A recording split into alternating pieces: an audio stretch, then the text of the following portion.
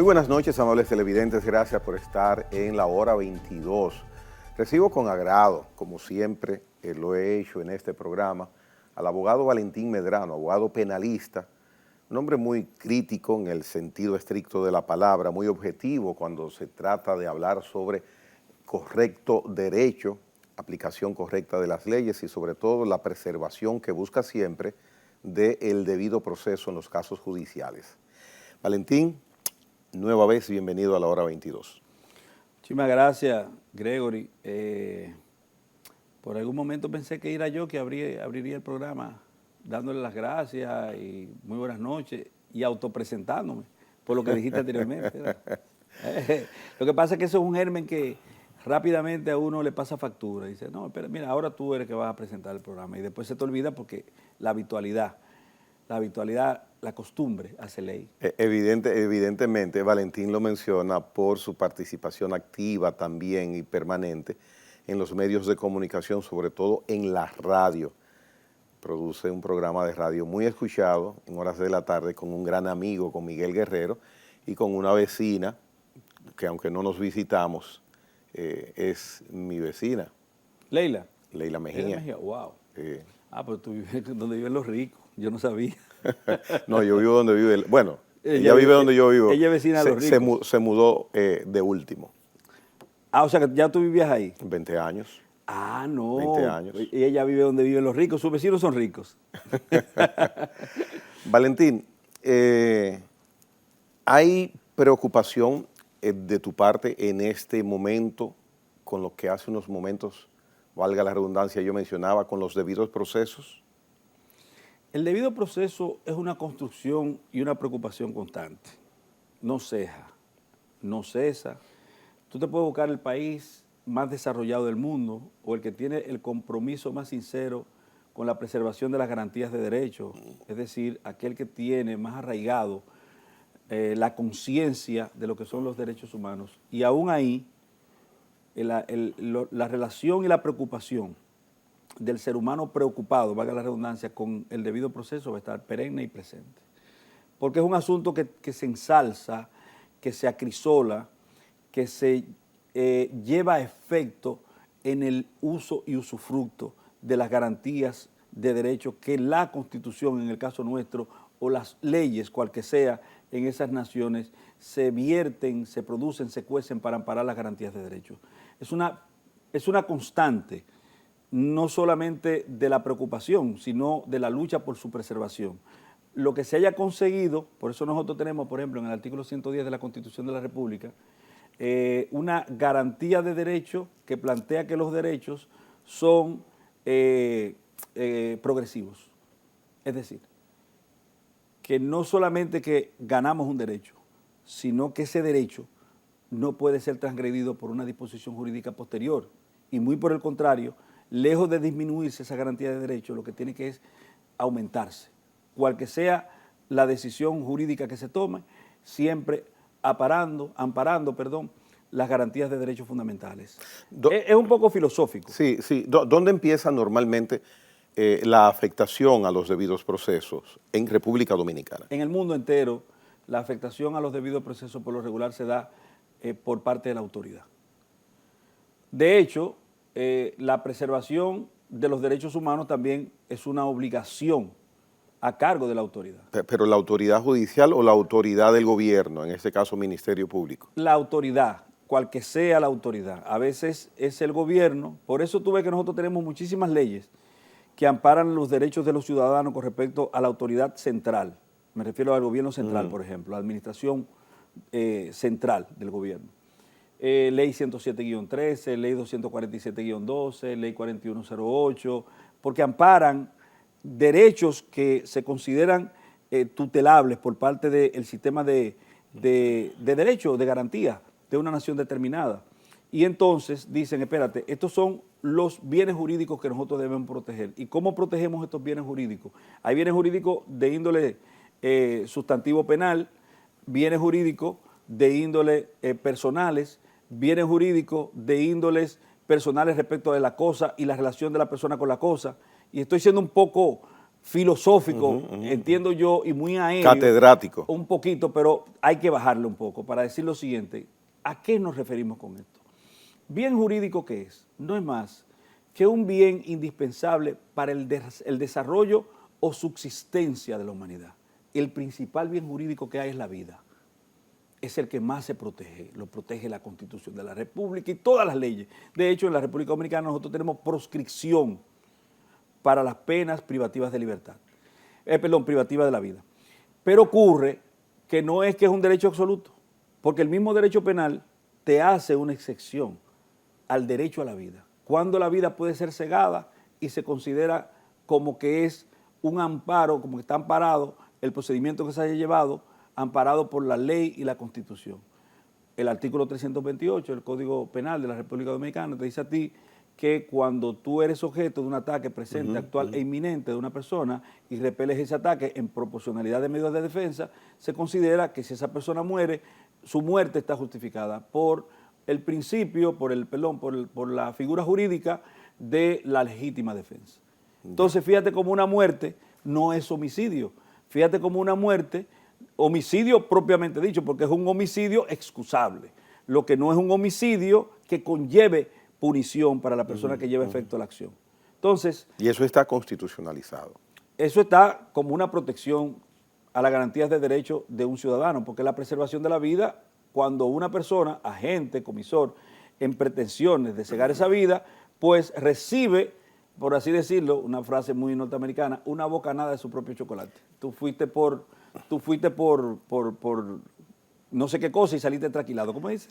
Por lana. Y saliste tranquilado. Ahora bien, ustedes, los abogados de renombre, los abogados más conocidos, los abogados que participan en los medios de comunicación, han puesto en boga la defensa del debido proceso en los casos donde vemos, no involucrados, sino donde vemos que el proceso de judicialización implica a exfuncionarios de gobiernos.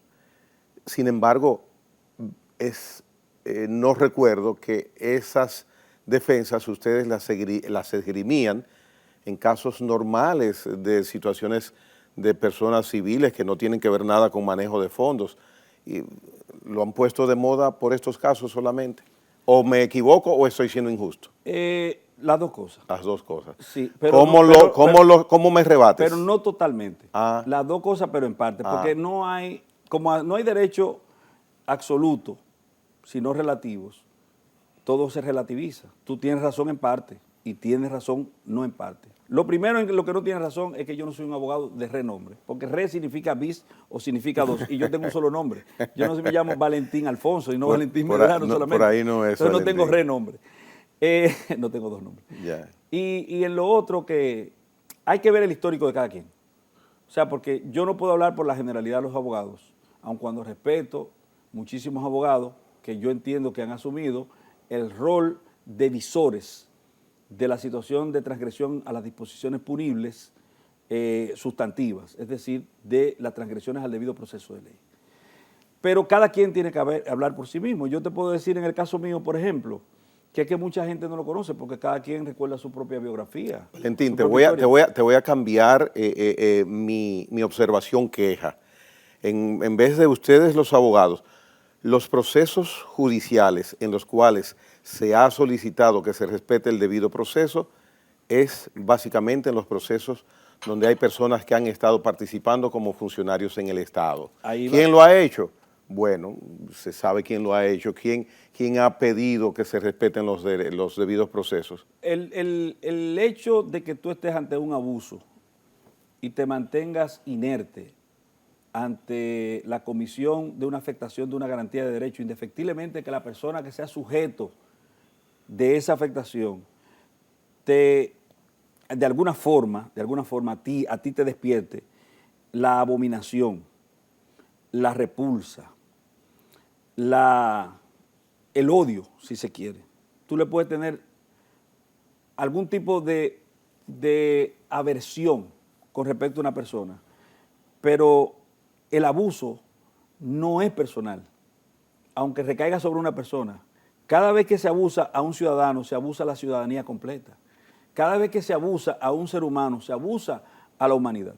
Entonces, ante un abuso, ponte siempre del lado del abusado. ¿Qué ocurre con los casos trascendentes estos? Los casos rimbombantes que acaparan las esquelas periodísticas y la atención nacional, y en los youtubers los titulan, casos mediatizados. Los titulan mediatizados. Los titulan porque llaman la atención y se puede monetizar por los views, como le dicen, ¿verdad? Los likes. ¿Qué ocurre con esos casos?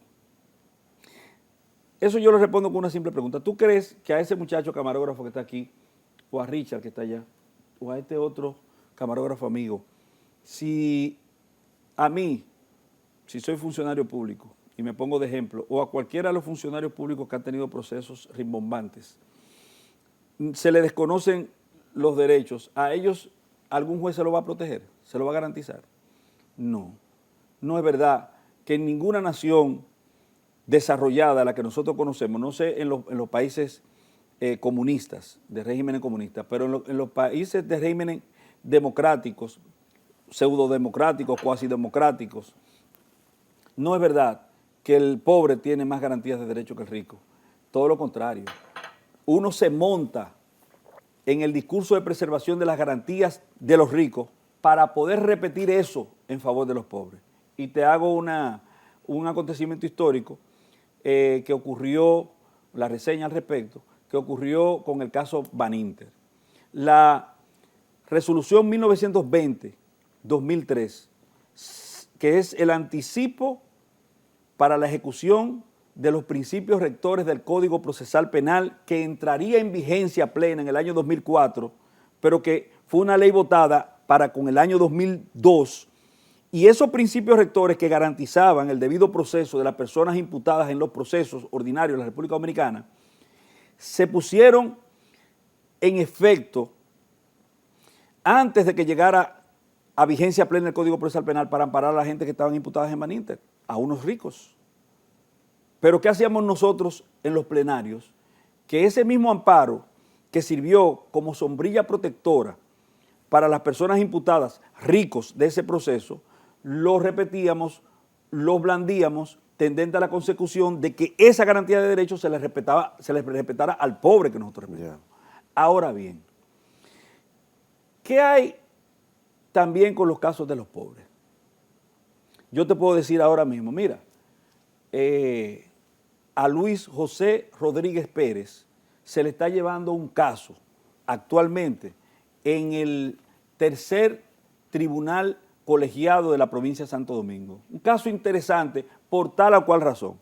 Pero fíjate que eso no despierta mucho la atención de la gente, porque nadie sabe quién es Luis José y con los demás apellidos que le puse. Pero cuando te dicen a ti, mira, Donald Guerrero o Juan Ramón, José Ramón Castillo, José Ramón Peralta, José Ramón Peralta, tienen un proceso. Entonces, como laboratorio, desde el punto de vista jurídico y social, es interesante el análisis del proceso. Lo analizas jurídicamente y ves dónde el debido proceso ha sido garantizado y dónde no. Eso sirve como un referente. ¿Para qué? Para permear todo el proceso.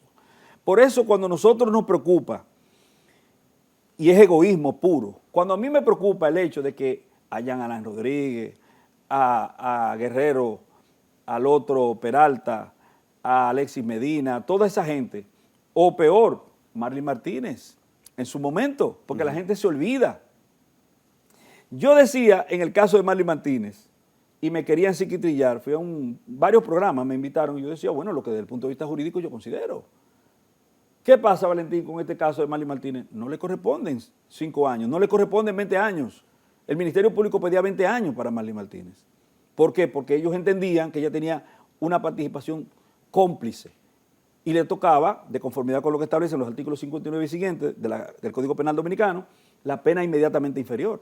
Si al hijo le toca 30, según el Ministerio Público, a la madre, como cómplice, le tocaban 20. Y yo decía, imposible, imposible. Pero me decían, ¿pero por qué?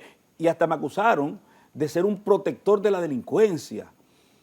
Pero el problema, reitero, para volver a Marley Martínez, es que yo soy egoísta. ¿Sabe por qué?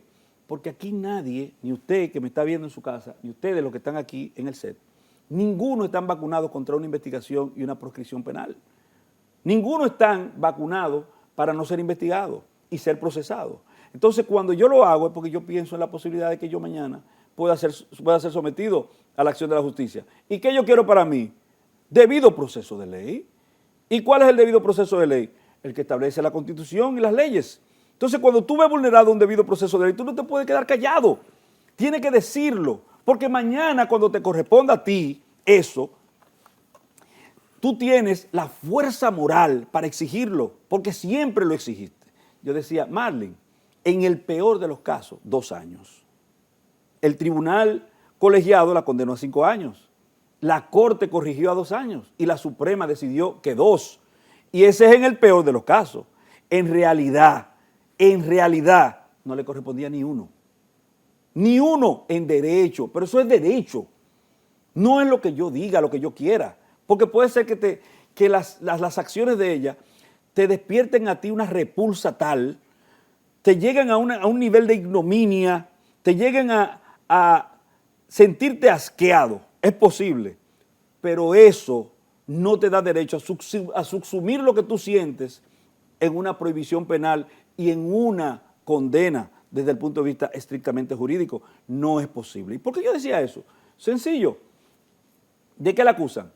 Primero, no hay ninguna complicidad ex post facto. ¿Qué significa eso? Después del hecho. Si todo lo que se investigó decían que esa ciudadana tuvo conocimiento del hecho después de transcurrido el mismo, de ocurrido el mismo, tú no puedes decir que es cómplice. Ella era cómplice del tal Bori, porque el Bori fue que escondió el cadáver. Ella era cómplice de ocultamiento de cadáver. Y era cómplice, presuntamente, de que ella intentó que su hijo, el que ella parió y crió, y que hasta el momento que cometió el delito era un niño formidable, una estrella en comportamiento y en estudio. Porque la gente se olvida de eso. Fíjate lo que pasa con el caso de Orlando Martínez, Orlando Jorge. La gente se olvida que ese muchacho que mató a Orlando, y que para el que incluso vi personas de una altísima investidura que tienen que estar con un discurso de sofocar estos ímpetus que hay y de aplacar a la sociedad, de pacificar, de armonizarnos, entonces te vienen con un discurso que lo que tiende a exacerbar y a afectar los ánimos. Como decir, no, que 30 años, que debían incluso matarlo. Espérate. Ese señor que mató a Orlando Jorge y que le corresponde una pena y que es justo que la pena que recaiga sobre él sea la que diga que la ya norma. recayó 30 años. 30 años. Pero hay un problema. Es que hasta ese momento ese señor tenía un histórico de ser un buen padre, de ser un buen ciudadano, de no haber cometido otros delitos. Entonces la gente sanciona el derecho penal a partir de esas emociones que le despierta la presunta transgresión. Cuando yo daba clases, que me retiré, yo llegaba al aula el primer día y le decía a los estudiantes, ¿cuál usted cree que es el peor, el más grave de los delitos? Y empezaba, el asesinato. Por lo regular terminaban en el asesinato. Y yo le preguntaba, ¿qué usted cree que a una persona que asesina a un niño, ni lo quiera Dios, pasa mucho en los Estados Unidos, que asesina a un niño, ¿cuál debe ser la pena? Que lo maten, que lo maten. Ok, ahora, hipotéticamente póngase en el siguiente, y paraba cualquiera de los muchachos. ¿Usted tiene hijos? Sí. Ok. ¿Qué usted cree que hay que hacerle al que lo maten, que lo asesinen, que lo piquen a pedacitos? Ok. Vamos a poner la posibilidad, hipotéticamente póngase usted en esta realidad. El que mató a ese niño fue el hijo suyo. ¿Usted quiere que lo maten? No, no quieren que lo maten, porque nadie practica el ponerse hipotéticamente en el lugar del otro. Los romanos lo hacían. Los romanos decían, el hombre prudente, cuando tú tenías dudas de si un hecho era justificable o no, ponía en la circunstancia en la que se vio la gente transgresor a un hombre normalmente prudente. Si el hombre normalmente prudente respondía de la misma forma instintiva en que respondió el hombre presuntamente transgresor, se consideraba justificable su acción. Lo que pasa es que hay acciones, antes de ir a la pausa, como ese mismo caso del asesinato de Orlando Jorge Mera, en que quizás parte de la población piensa que el brazo sancionador de la justicia se ha quedado corto. Ejemplo, la reacción de la señora primera dama al momento de conocer porque ese no es hijo de ella. Al momento de conocer la sanción de 30 años. Porque ese transgresor no es hijo de ella, ese transgresor no es su hermano, no es su esposo, no es su padre. Si se pone hipotéticamente en el lugar de él o de la hija de ese señor, ella va a entender que sí, que es drástica. Y a pesar de todo, ese señor tiene ¿cuánto? 60 años. Y 30 años, ¿tú crees que él dure 90 años? Bueno, piénsalo bien. Bueno, vamos a una pausa. Hoy conversamos con el abogado Valentín Medrano. Regresamos en breve.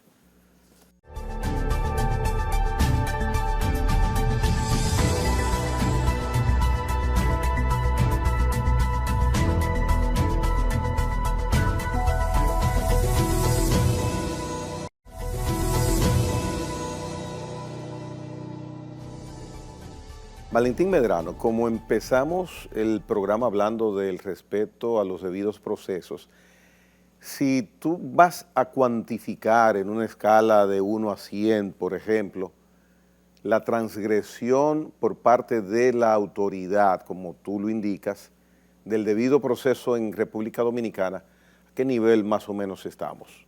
La transgresión al debido proceso. Ajá. Muy elevada. Aquí Sí. se violenta mucho el debido proceso, porque el Ministerio Público de la República Dominicana está mal educado. El Ministerio Público Dominicano piensa que el proceso penal es como la canción, como una negación a la canción de Camilo Sesto. ¿Tú recuerdas que dice, y no se puede quemar porque este amor no es un fuego, ni se puede ganar porque este amor no es un juego? El Ministerio Público cree que el debido proceso o que la acción procesal penal es un juego donde se va a ganar y ganar, cuando de lo que se trata es de un asunto eminentemente humano. O sea, el Ministerio Público tiene el criterio de que siempre tiene la razón. Va a ganar a como dé lugar. Va a ganar. Y cuando tú vas a ganar a como dé lugar, no eres objetivo. Porque la objetividad que está inserta en el artículo 170 de la Constitución de la República y que se define en el 260 del Código Procesal Penal, te dice que tú tienes que recoger pruebas a cargo y a descargo. Es decir, que el primero que tiene que ver y tratar como un presunto inocente al imputado es el Ministerio Público. Y te voy a decir algo que está pasando aquí, de lo que tú y yo, por el hecho de haber nacido con penes, podríamos ser objeto de transgresión, sanción o afectación. Por el hecho de tú y yo haber nacido con penes y ser heterosexuales, es decir, personas que tienen relaciones con personas del sexo opuesto, que tienen relaciones psicosexoemocionales con personas del sexo opuesto, nosotros podemos caer en la fauce del automático decisional del Ministerio Público, que es del siguiente: van y te ponen una querella y te piden prisión preventiva, sin saber si tú eres culpable, no culpable, lo que sea. Entonces, pero traduce con un ejemplo eso. Transición decisional. Tú tienes una pareja o no pareja, una persona con la que tiene una relación o no relación, poco Bien. importa, basta con que sea de sexo femenino. Correcto. Y va ante la unidad de violencia de género del Ministerio Público y dice, Gregory Caimare me ofendió, me afectó e intentó golpearme. La respuesta del sistema no es preguntarte, no es saber si ocurrió, no es investigar, es sentarte ahí y solicitarte una medida de coerción privativa de libertad, que te suelte el juez si él considera. En la práctica, eso es automático, pero Ya. ¿tú sabes por qué? Lo ha llevado a eso el populismo penal, la exacerbación, afectación y mal manejo en algunos errores que tienen los fiscales por parte de las autoridades superiores, es decir, la persecución que desde las autoridades superiores se le da a los fiscales cuando ellos, bueno, fíjate el caso que pasó en Santo Domingo Oeste, donde mataron a la muchacha, a Chantal, lamentable y luctuosa y tristemente. ¿Qué pasó con la fiscal? De una vez la someten a una investigación y a cuestionamientos públicos. ¿Ella actuó mal? No, no actuó mal. No actuó mal.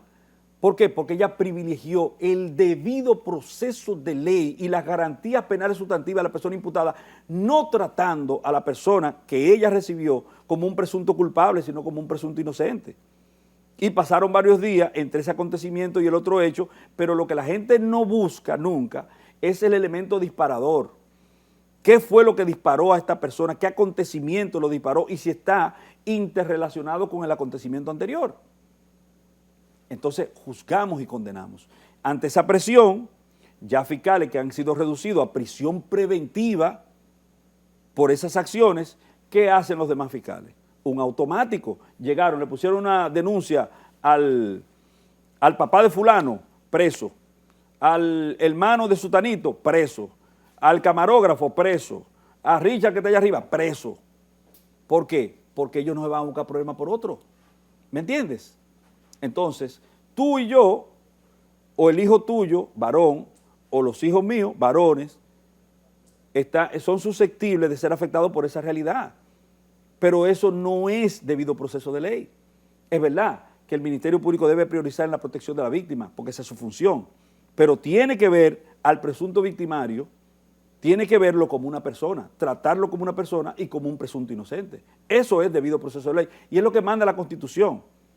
Entonces, todo lo otro es populismo, porque te lo envuelven en una serie de parafernalia desde el punto de vista de la sustentación de esas irracionalidades. Y obviamente, con la parafernalia, valga la redundancia del término, con la parafernalia que tienen en medios para sembrar esas políticas inadecuadas. De hecho, peor, que siempre lo he sostenido, algún día quizá me hagan caso, hay más afinidad en los asuntos relativos a violencia intrafamiliar con otros elementos de las políticas públicas que con el elemento represivo que representa el Ministerio Público. Por ejemplo, para sacar de la mente de un ciudadano con interés transgresor que procure cercenar o cegar la vida de su pareja, ¿qué es más afín o qué puede tener mejor resultado? ¿Un Ministerio Público que lo meta preso? ¿O un médico de la conducta o un médico de la mente, de la salud emocional y mental de la persona que lo atienda? ¿Y quién tiene que encaminar a ese posible agresor a que vaya a ponerse en manos de un profesional de la conducta? Porque en los manejos de la autoridad, lamentablemente se ha visto que han sido manejos muy erráticos. Quizás no lo quieren, pero en la práctica, ahí está el caso de Chantal, por ejemplo, hay muchas aristas también en ese caso, pero la autoridad no ha tenido la destreza de manejar temas que se presentan y que son cotidianos con eficiencia. Se ve difícil el caso. En el caso de Chantal, en paz descanse esta joven, tú no ibas a poder tener elementos de juicio como juez, me refiero, si van ante un juez, si tú fueras el juez y te llevan ese caso, sin víctima, sin agresión física, sin testigos. Hubo un disparo. Eso se dice después, eso el Ministerio Público que manejó el proceso no lo conoció, no lo sabía. Además, te voy a hacer una pregunta. O sea, hasta donde llegó en manos de la justicia el caso, el disparo no se conoció. Vamos a aplicarlo en lógica. Ajá. Vamos a poner que sí, que hubo un disparo, que están sentados los dos en el interior de un vehículo y hay un disparo hacia abajo, hacia el piso del vehículo. ¿Y qué detuvo a esta persona de que no culminara con la acción criminosa? Si era cegar la vida lo que procuraba. ¿Qué le impidió matarla?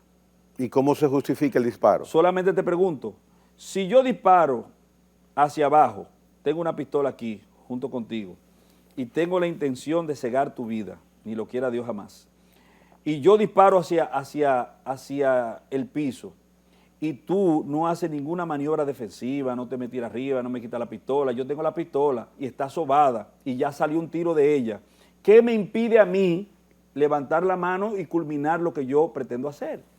¿Qué me lo impide? Absolutamente nada. Entonces, ¿había la intención de matar en ese momento? Es una pregunta a ti, a Gregory. ¿Había la intención de matar en ese momento? Aparentemente no, como lo relatas. Déjalo así como aparentemente no. Sí, como lo relato, yo lo estoy poniendo en el peor de los casos. Yo lo estoy poniendo en el peor de los casos, porque el problema es que aquí la gente, al analizar el proceso, cual que sea, siempre tiende a ponerse del lado de la víctima. Y eso está bien, no está mal. El problema es que tú no puedes ponerte tan de ese lado que te impida de ver objetivamente las acciones llevadas a efecto por el otro. Y te voy a dar un ejemplo. Llevaban a ese muchacho, le conocían medida de coerción, lo depositaban en una cárcel por 3 meses. Salía a los 3 meses, ¿por qué? Porque tiene arraigo y porque él los elementos de prueba no son suficientes para retenerlo como preso. Sale de la cárcel y la mata. Y tú me dirás, pero ¿cómo va a ser? Eso no es posible, tal vez se apacigüe. Y te pongo el caso de San Pedro de Macorís, donde Rey, el de los muebles, salió de la cárcel un año, casi 2 años después, y mató a su expareja. O el caso de otro ciudadano que duró 20 años preso, salió de la cárcel y salió a matar a su pareja. Entonces, ¿el derecho penal podía resolver eso? No lo podía hacer. ¿Es un fiscal la autoridad o el remedio o un juez para ese problema? No, no lo es. Y aquí nosotros tenemos una huida al derecho penal. Siempre procedemos a buscarle la solución de todos los males sociales con punición y no es debido. Y te lo digo por lo siguiente. ¿Qué es una huida al derecho penal? Esto, por ejemplo, con respecto a los feminicidios, ¿dónde se trabaja eso? ¿Qué política pública tiene que tener la tendencia hacia? Otras, la educativa, la de formación familiar en valores en las casas, hasta una política de cristianización del pueblo para apaciguar y para sembrar justamente valores cristianos y para que sepa que la vida es importante y que con la educación y la formación, psicológicamente hablando con la persona y formando buenos ciudadanos no machistas, cercenando el machismo, ¿qué obtendríamos? Posiblemente un ciudadano que entienda que no tiene, que no puede tener el criterio de posesión con respecto a la pareja. La pareja es tu pareja, que comparte contigo. Son unos indivisibles, como dice, como el Ministerio Público, pero ella es ella, tú eres tú, ella tiene su vida, tú tienes la suya, y si algún día, por alguna razón, tiene que romper con esa relación, tú tienes que respetarle su integridad física y su vida, porque ese no es tu propiedad. Pero eso no lo enseña un fiscal, no lo puede enseñar un fiscal. ¿Cómo lo enseña un fiscal? El fiscal y el derecho penal están para reaccionar ante la ocurrencia de tipos penales, es reactivo. Porque si yo hoy pretendo robarme el Empire State Building, creo que está todavía ahí, si me lo pretendo robar en mi cabeza, hasta que yo no objetive eso, hasta que no lo positive. Ni actúa el fiscal, ni actúa el tribunal. Porque yo no he cometido ningún delito. Ya. Entonces lo que ocurre en la mente, en los aspiracionales mentales, los sueños mentales que la gente pueda tener, no son objetivos de persecución, ni de investigación, ni de acción por parte del sistema de punición penal y de persecución e investigación penal. No lo puede ser, porque es ante la ocurrencia del crimen o delito, tiene que estar, ese crimen o delito tiene que estar estrictamente llevado a efecto, consumado, salvo cuando tú has intentado llevar a efecto el crimen o delito y por una situación al margen de tu intención y de tu accionar, no se puede concretar, pero es con algo que se sale de tu poder, de tu voluntad, tú no tienes el control de eso. Y entonces lo que se toma en cuenta es lo que establece el artículo 2 del Código Penal de la República Dominicana, que establece que el intento del delito se castiga, del crimen, se castiga como el crimen mismo, pero tiene que tener un principio de ejecución. Es decir, intentó una persona matar a otra, pero se le encasquilló el alma. Él quería matarlo. Quien no permitió que se hiciera fue la suerte, un sortilegio del destino, porque el arma no funcionó. Pero entonces eso se castiga como el crimen mismo. Entonces te pregunto, el ejemplo que pusiste con el triste caso de Chantal, ese disparo que fue alejado de su cuerpo por pulgadas, no puede catalogarse o evaluarse por el abogado que esté a cargo de la víctima como intento de homicidio. No, imposible. Imposible. Por la misma razón que te dije anteriormente. Porque él pudo... Ah, bueno, continuar la acción. Nada se lo detenía, nada se lo impedía. Nada lo detenía. Entonces, ¿qué lo detuvo? Él mismo se detuvo, él se apagó. En el caso que tuviera la intención, en ese momento, se apagó.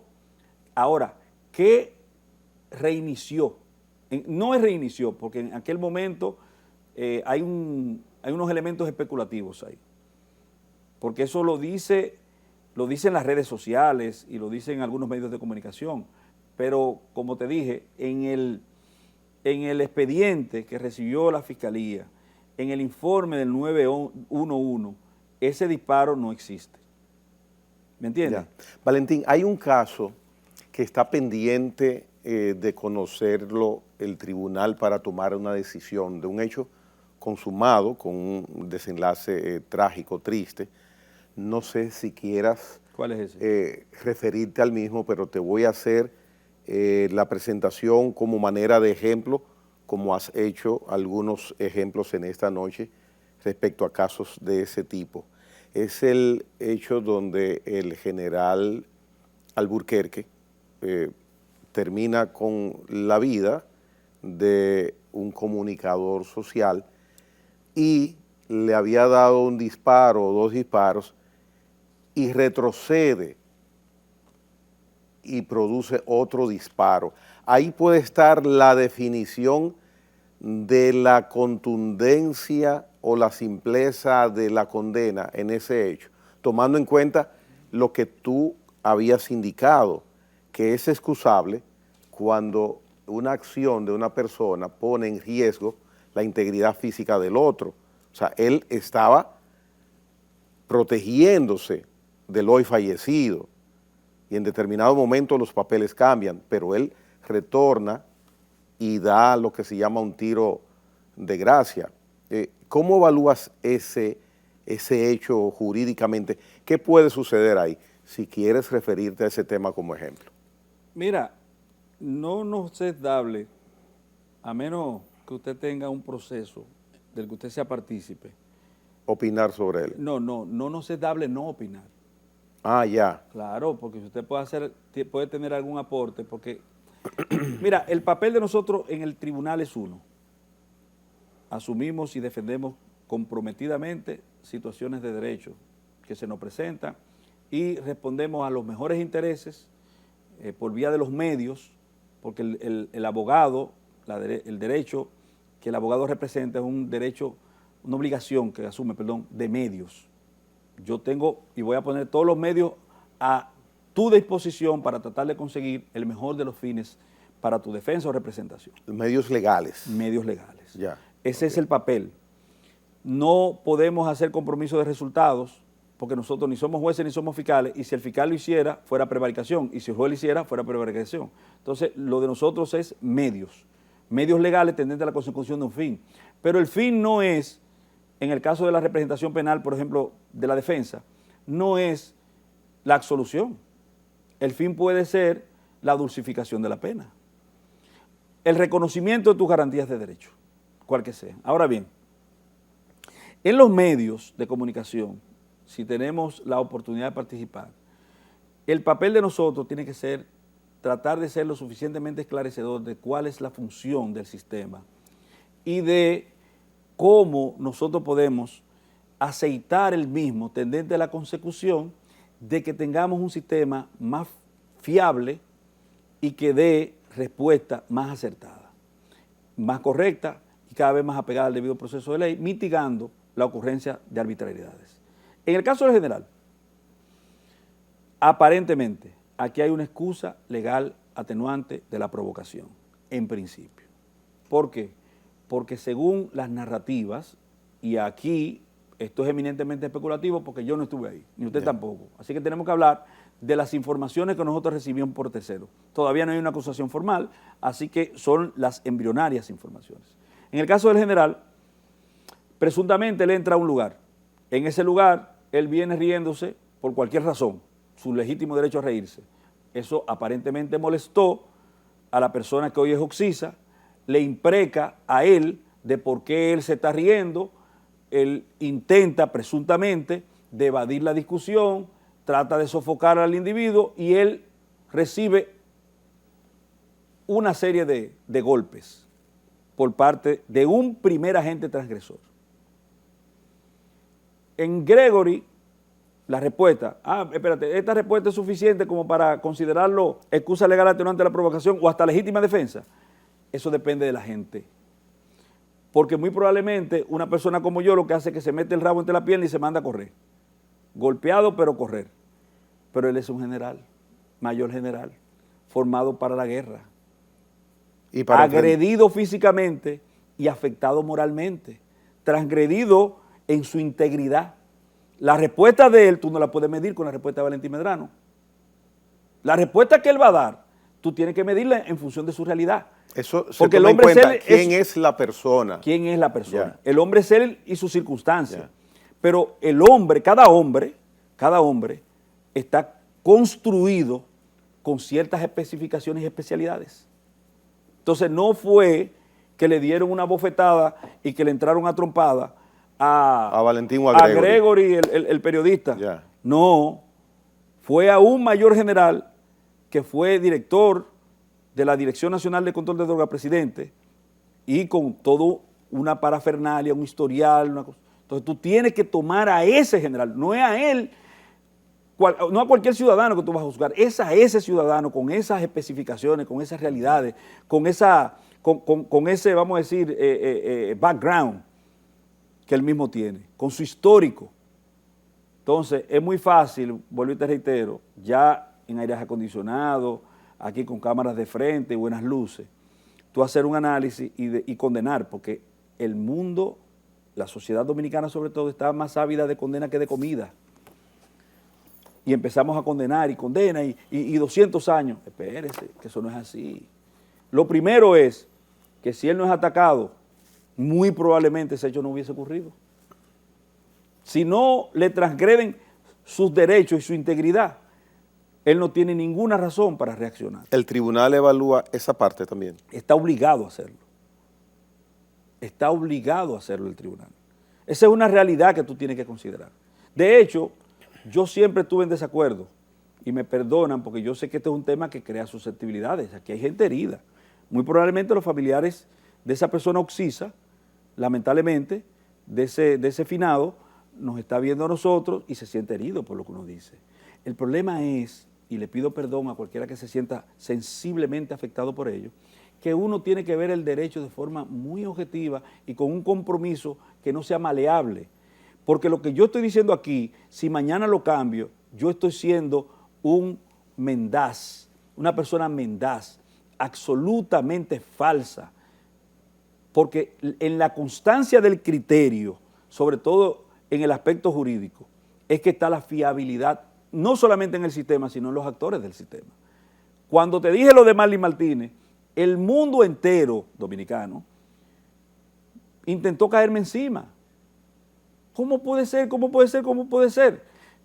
Pero ¿cómo yo podría decir algo que pudiera satisfacer de alguna forma a la procura de pasarle un rodillo por encima a esta dama, cuando eso era una violación flagrante al límite más importante que nosotros tenemos desde el punto de vista penal, que es la ley? La ley es nuestro límite. Y la ley dice, ¿qué hizo? ¿Fue cómplice? El artículo 59 y el 60 te dice que es una complicidad. Ninguno de los artículos, de los numerales, ella encajaba. ¿Qué fue entonces? Ella trató de que su hijo no cayera preso. Entonces, ¿eso se considera una obstrucción a la justicia? No. El mismo artículo 148 te dice a ti que ella, 248, que ella, si lo hace, siendo su mamá, está justificado. ¿Sí? ¿Viste? Claro, el 396. ¿Por qué? Porque el mismo artículo te dice a ti, todo aquel que intenta, por ejemplo, que una persona que haya cometido un crimen no se evada, por ejemplo, de la justicia, no recaiga sobre él la responsabilidad penal que le compete, conlleva pena de 2 años. 2 años. Sin embargo, en el caso de que sea un pariente cercano, habla del tipo de parentesco que debe tener, no se considera como tal. Pero el 196 del Código Procesal Penal te dice a ti que tú tienes el derecho de abstención. O sea, ¿qué significa esto? Que si un familiar tuyo cercano ha cometido un delito, tú tienes el derecho, aunque sea testigo, de no declarar en contra de él. ¿Me entiendes? ¿Por qué? Porque preserva un bien jurídico tan importante como la vida. No tanto, un bien jurídico muy importante que es la familia. Y se considera que entre la familia tiene que haber lealtad. Y se considera, por ejemplo, que en los esposos, dice la Biblia, ¿cómo que dice la Biblia, Dios mío? Y se casarán y serán uno, bueno, se unirán y serán uno. ¿Por qué? Porque en la Biblia, igual que en el derecho, la familia, esposas y esposos, se consideran un solo. Por eso la esposa no está obligada a declarar en contra del esposo y viceversa, ni a declarar en contra de su hijo, ni a declarar en contra de su mamá, ni en contra de su papá. ¿Por qué? Porque se protege un instituto importantísimo que es la célula primordial de una sociedad, que es la familia. ¿Cómo tú la proteges? Entendiéndola como un bien jurídico en su contexto, en su conformación. Es un colectivo que significa un solo. Es un colectivo individualizable para la protección de sus garantías de derechos. ¿Comprende?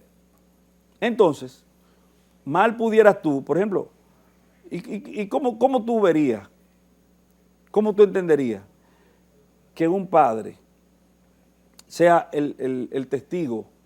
Yo conozco gente que son capaces de hacerlo. Yo no creo que yo lo sea. Yo no creo que yo lo sea. Y el iluminismo que nos legó a nosotros, el periodo del iluminismo que nos legó el Código Penal actual de la República Dominicana, consideró el protectorado para la familia en ese sentido, y el legislador del año 2002 consideró en el 196 que ese derecho, desde el punto de vista procesal, tenía que reivindicarse de manera tal que no se pudiera obligar a una persona ni a autoincriminarse, que es lo mismo que decir a testimoniar en contra de su propia familia, que es más o menos el mismo símil. Bien, Valentín Medrano, interesante análisis con tintes jurídicos, con tintes también de razonamiento humano, lo que nos has dado hasta ahora con esos ejemplos que has manejado de manera diestra. Venimos en breve a la parte final de la hora 22, hoy día con Valentín Medrano, abogado penalista.